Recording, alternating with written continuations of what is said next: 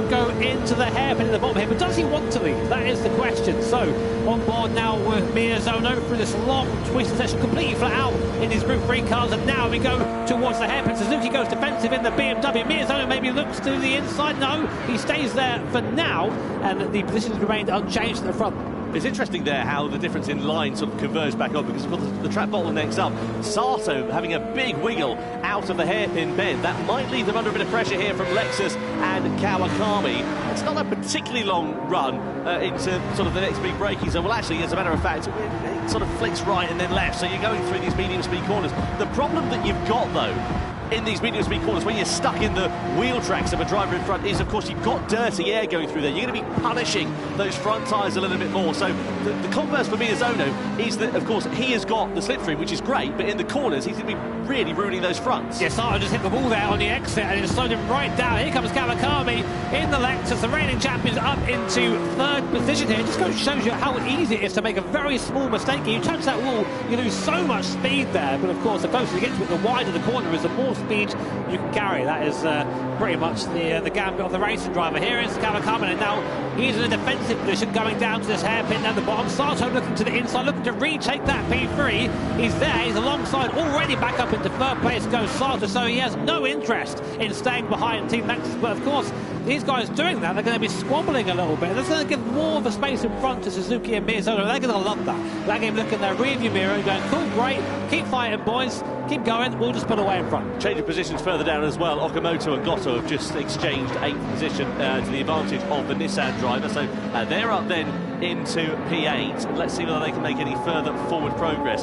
Interestingly, the top shop runners have pulled out a gap of about 2 seconds, so they're now out of that slipstreaming range here in this part of the race, which is great news there for them. But what about Ryota Kokkoman here in the Mazda? He's going to pull alongside the Lexus, coming down the straight in towards the big braking zone. So it's now Mazda versus Lexus, and it's Mazda with the advantage with the inside line, and Toyota and Morimoto are going to try and join the party. There's a bit of hip and shoulder, a bit of contact into the hairpin. That's going to send Sasaki wide and drop them down about 3 or 4 places as a result of that as well. So it's now starting to get a bit fast and a bit frantic with these medium shot runners, as we still sit side by side now here between Morimoto and Kokkoman for 4th place. It's Kawakami there in that Lexus, and it will get a little bit rowdy now, Tom, as you say. There is running really one line through these corners here due to the cambers on the circuit, so as soon as you start going 2 by 2, you just end up having usually inevitable contact. We're on board now with Hiroshi Okimoto for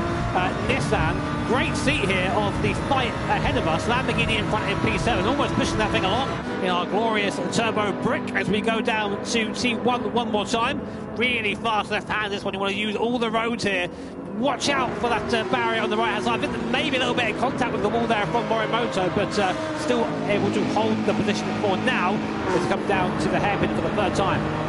So Kokkoman then in the wheel tracks here of the Toyota. In the background there, you've got Mazda looking like they're trying to put a bit of pressure, but also behind as well, you've got Goto versus Okamoto, part 3. Now Okamoto gets the better of the Lamborghini driver through into that hairpin once more. The gap at the front still continues to build. They're just running their own race here at the moment and have pulled out an advantage of about 2.5 seconds or so over Sato on the medium compound of tyres. Let's have another look at what happened then down into the hairpin bend. This is what cost AMG some track position. They're going to get biffed here, I think, by Okamoto first of all, and Goto there was on his inside as well, so that just lost them 2 places and possibly a 3rd, just able to get the better of them on the exit of the corner. You guys watching the Spanish Grand Prix run, it's good effort, good move, strong move. But meanwhile, in front of the grid, Miyazono had actually pulled back on to the rear spoiler of Suzuki in front, so there is pace there in that BRZ. I was giving it grief here at the start of the show, but actually looking pretty quick, and he's just doing what he needs to do, just holding on to that slipstream, just sitting there. And what sort of trivia is that? Listen to the song Philosophy by Alexandros, right? I've never heard of the song, so I can't really pass comment on it, to be honest. Go check it out. If it works for him, it's a Japanese pop song, as we understand it. So if it works for him, great news, because he's sitting in second place at the moment, and he seems like he's in the groove at the moment. Go and have a listen to that after the race, obviously, and let us know what your thoughts are on it. Meanwhile, Kawakami here defends from Morimoto. Across the start-finish line we go. Morimoto with the inside line and track position. Kawakami possibly about to come under threat here from Cockman as well, but fourth place does change hands to the advantage of the Toyota. Morimoto is now in front, and they're starting to fall off the coattails of Sato in the Porsche here as well. They're about a second or so away, so they need to be careful about how they start battling here. Speaking of battling, Kawakami is very keen to get that fourth place. Here comes Kokubun as well in the Mazda. Look at almost push that Lexus through the gap. So, well, if you're not going to go for it, I will, but they all stay one at a time for now. And, of course, not much you can really do outside of the 16 rounds here. It's a one-at-a-time circuit. There are a couple of places to overtake, but right now it is just follow the leader. And with 4 laps in, the soft tyres seemingly still have the pace advantage over the mediums, but that will switch as the race goes on. So right now, if it's Suzuki, if you're Miyazono in front, you're trying to build that gap. You're trying to make the gap as big as possible, so to prepare for that inevitable tyre fall. The medium runners, though, we think they can go upwards of 13 laps before switching to that soft tyre. So it's about making this tyre last, but also by keep pressuring those soft runners, because that tyre will burn out quickly. Well, you wonder what the soft tyre runners are going to do with Suzuki and Miyazono. Are they going to go for that two-stop strategy here in this race? As Cockman looks to the inside of Kawakami, and here's Morimoto there as well. There's more contact behind with Kawakami, then subsequently getting into the back of Cockman. That's allowed the door to be open for Okamoto in the Nissan, who now drags alongside the Lexus, and ready to join into the party is Yusuke Goto in the Lamborghini coming through into the right-hander here as well. So it all got a bit frantic there for just a few moments. The upshot is that it's cost Lexus positions here. How tight this racing is. You've got P4 all the way down to, well, last, and they're just separated by about 2 seconds, all of them there on a similar piece of tarmac. Kawakami has lost a few places now, down 2 places from his qualifying place, but conversely behind him, Okamoto up 3 in the Nissan. He's the biggest mover so far, so watch out for him. He is on a charge. So, under investigation then is Cockman versus Morimoto. We saw that collision a few moments ago. Let's see what the stewards decide on that one. Meanwhile, you've got the Porsche there, just sitting in third position. The gap is still stabilised at about a second or so between themselves and Morimoto in the Toyota. Meanwhile, you've got Cockman versus Kawakami, who's on the outside there. You've got to be so careful with this one, though, because they are so close on circuit. You open the doors to take a wider line, and then that possibly means that someone can walk through it from behind, and it compromises your entire run down the next straight. Yeah, it's, you have to be careful here. So, interestingly, look at the tyre wear there on those front tyres of Suzuki compared to Miyazono. You'd kind of think maybe that Miyazono would be worse, given he's sitting in that dirty air, but I think that car is just a bit lighter, and the weight of the BMW really showing there on those front tyres. So, that could be the difference. Going up and down the field, though, I think the best on their tyres so far is Kawakami in 6th place, but doesn't mean much if you're stuck there. No, you've got to try and make the progression through. Maybe just playing the longer game here in this one and waiting for the right time to strike. Cockman goes to the defensive line into the hairpin bend. It all bottlenecks up, and Okamoto once again gets into the back of Kawakami, and a bit of hip and shoulder there from Kamada in the McLaren as well. Someone is going to be more disappointed than Arusa, who's had their tonsils out after this race. I'm fairly sure of it, because they are so close to one another out on this circuit that you can just sense the fact that it is starting to bubble up. And we're only on lap 5 as again the McLaren of Kamada looks at the inside of Hashima there.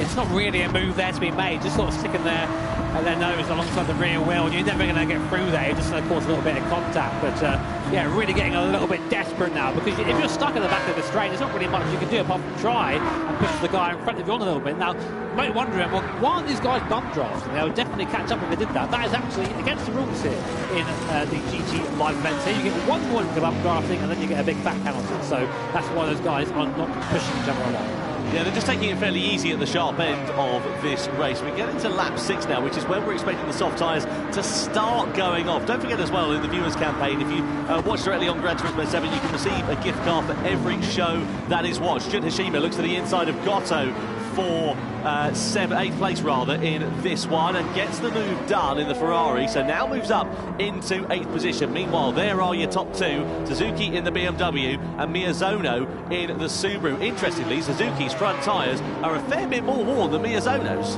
Yeah, about another half a lap or so's worth of wear there on Suzuki's side, maybe a lap on Miyazono, but the rear tyres not quite as balanced. But what that says to me is that Miyazono, if he can keep this up, might get one more lap out of those soft tyres. And those soft tyres, they do tend to be pretty quick right until the end of their life, so that could be the difference here. But the gap now between Miyazono and Sato, I mean, we're getting up to about 4 seconds now, 4.4 on the last time of checking there, so they are doing the job here, making that gap, but I think it could have been bigger. I don't think that's exactly it. They haven't made the most of it, the guys at the front. Morimoto here looking against Sato as well. The gap was up to a second about 3 or 4 laps or so ago. It has now come right down, and Morimoto is bringing a train of cars along with him, which might leave Sato under a bit of pressure here. And will that mean that they're able to find their way through and present an opportunity for that final podium place? It's only the early stages of the race. There's no point getting too excited about things at the moment. Still plenty of time for the complexion of this one to change. But we come along the start-finish straight. Sato keeping the car very firmly on the left-hand side of the circuit. And they're going to go for a defensive line down to T1. They move over to the normal racing line, but you can see the closing speed there with this Toyota, and subsequently how much quicker they're able to go through into turn 1. They have to back right off of the pace, even though they've got more of an advantage and a bit more grip underneath them, courtesy of some fresher tyres then here as well. And you sense that it's starting to bubble up here for this podium place, and Sato knows that, goes for the defensive line. Morimoto goes for the outside into the hairpin. Can they invent something into the braking zone? Morimoto on the outside, and now through into third. It's that Toyota now starting to come strong in the second part of the race, maybe just a little bit better on those worn tyres than the cars around it. Again, reminder of our tyre strategies there. We think that these soft tyres, this is going to be their last lap, although I'm thinking about it. I think Miyazono can definitely do one more. I'm not sure about Suzuki though. The gap has come down slightly now between P2 and P3, so those medium tyres are starting to be quicker than the softs. Now, the question is, has Miyazono, has Suzuki, have they noticed that? Are they going to box this lap? So the pit lane is just in his hairpin here. Suzuki leading the soft runners down towards there. Miyazono in P2, who we ride on one with now. Do they peel to the left-hand side of the circuit? They do. Both of them into the pit lane there. Switching over to that medium compounder tyre. They've decided they can't do any more. And Suzuki and Miyazono both pit together. What they now need is a nice bit of clear air to run along with each other in this race. Pit loss time about 11 seconds or so, plus the time that you are stopped for, which, as you can see, is fairly minimal. Where are they going to emerge back into this race, and how much is the distance in terms of seconds going to be between Sasaki and Suzuki? Meanwhile, the sharp end of this one, now the battle for the effective race lead is starting to get a bit scrappy. Sato has gone back in front of Toyota. Meanwhile, Suzuki and Miyazono, they've got about 6 seconds or so to Sasaki. That's a good buffer for them. They can just run their own race, carry on doing their own strategy, and not worry about being caught up in other people's dramas. Well, this is the important part of the race now with Suzuki and Miyazono. You need to really push now and make the most of that clear air in front, as Tom says. So Sato, conversely, in the same sort of position. These next few laps, they need to make sure they are not fighting so much and just trying to get that lap time in, because they, the guy directly behind is not the threat for the win. It is the two cars, 11th and 12th place. And the converse to that, of course, is that could also happen to the likes of Morimoto, Sato, Kokoman, etc. They're obviously on a different strategy on the medium tyres. In theory, they'll be quicker at the end of the race if indeed they do go on to soft tyres, which is what we're expecting them to do. But the problem is, if they start fighting amongst one another, start squabbling, that's going to cost them time. And if it costs them a second, half a second or so, that can be the difference between challenging for the victory and battling for the lowly podium places. Well, we're going to find out in about 5 laps' time when these guys come in and bolt on a set of those soft tyres. So it does seem that the strategy is that one stop, and it is make the mediums go as long as possible and then get on those soft tyres. So a reminder, the points awarded here for the top 6 cars, of course. 6 down to 1 from 1st to 6th position, and now we'll count, of course, towards the final all the way in Fukuoka at the end of the year. So score points early, puts you in a good place for the rest of the year. So on board here then with Hashima in the Ferrari. We know that car's pretty handy. We've seen good pace from it over the course of last season with Medina, who took the victory in World Series 2 back in Prague. Meanwhile, let's have a look at some dramas then here between Miyazono and Suzuki. So this is coming down into the hairpin after the first corner, and you see Miyazono getting the inside, getting track position there against Suzuki. The positions, though, yeah, they still sit differently there. So Miyazono is now back in front. So interesting, that's Miyazono basically making a move for the lead of this race. He's decided he doesn't want to sit behind Suzuki anymore. He wants to push hard on this medium compound tyre. He's already made a gap of about half a second there. So maybe we're going to now see the real pace of Miyazono in that Subaru. Well, what was the good thing about Miyazono's car in that first strategy? The tyres. It went, you know, what, 4 or 5% higher than Suzuki's. And he was in dirty air over the course of that first stint, so maybe he now wants to run in clear air, save those tyres even more, and maybe the fact that that car is being pretty kind to the rubber that's on the bottom of it will prove to be a benefit for them later on in the race. Meanwhile, we look at the battle for the race lead as it sits for now. Morimoto still defends. Sato's looking for the inside line. Cockerman's getting involved as well as Kawakami. Kawakami's on the inside then for third position against Cockerman. Sato there looking to pick the pocket of the Toyota as well, but nothing doing. So Kawakami was the only beneficiary despite a lot of action kicking off into there. No, it's interesting. Behind this, it's only a 4.5 second gap until we have Miyazono and Suzuki. They're not too far behind this little train, so really showing the pace of that new medium tyre compared to the old right now as Morimoto leads into Sato from Kawakami, the snake of cars echoing through the tunnel here in the Tokyo Expressway, coming down to the hairpin one last time. 9 laps down, 20 to go.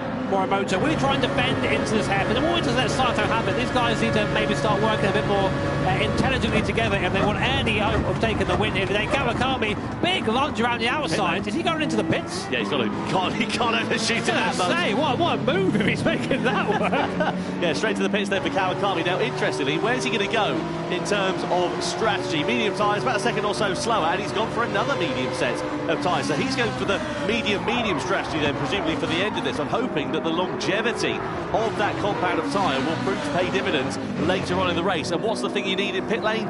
After pit lane, rather, you need clear air. So he needs to come out without any dramas. No traffic behind him is the crucial thing there for Kanata Kawakami as he emerges back into this race. He's about 5 seconds or so off the back of Suzuki. Again, worked out quite nicely for them here, and he'll have decent enough rubber to the end of this one. Just have to wonder if that's the play on. Like, it's a tricky one because we know how fast that soft tyre is. But we're seeing the tyre life here on our screens, and a lot of the guys are struggling. And if they want to make that soft tyre work, which is about 7 laps of maximum lap, Sato, for example, who has pretty much no rear tyres left compared to the guys around him, needs to make those tyres last another 3 laps. Well, just to give you an idea of the difference in pace between worn mediums and new mediums for Miyazono and Suzuki, they're in the sort of mid 1 minute 57s.